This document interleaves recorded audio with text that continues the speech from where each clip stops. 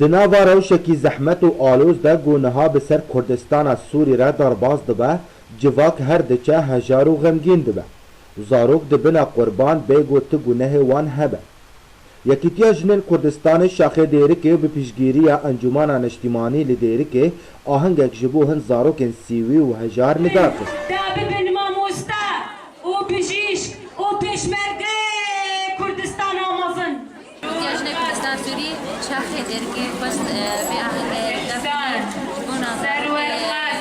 يتامى وكسي ذوي الاحتياجات الخاصة بر منهم طانن في سريكين صلاة جلب تعلم فاروق النبي كيف خشبير كرن Aheng bi spiran û dîlanê birêve çû. Xelat jî bi ser hin zarokên bê û bav ji Kurd û Erebên mişex bûyîn hate belavkirin. Vê yekê keyf û gurnijîn bi ser rûyê zarokan geştin.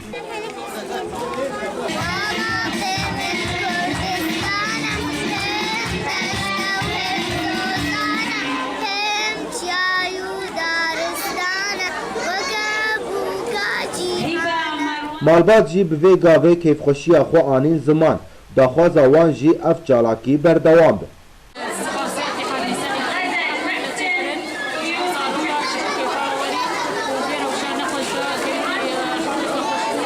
Nebûna dezgeh û rêxistinên zaroka yên navdewletî û navçeyî li Rojavayê Kurdistanê û alûzbûna karê yên heyî jî rewşa zarokan xirab dike.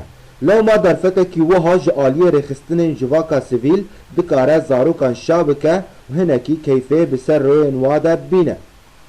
İsmaîl Elî Ard, Dêrik.